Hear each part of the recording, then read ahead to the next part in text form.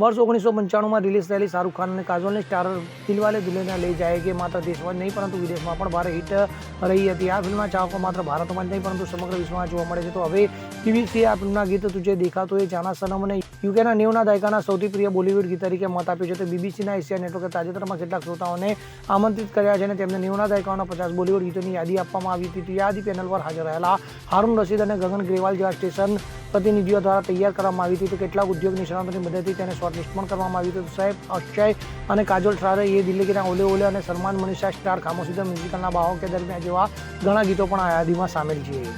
Bureau report CN24 news. હવે જુઓ દેશ દુનિયાની તમામ ખબરો તમારી આંગળીના ટેરવે.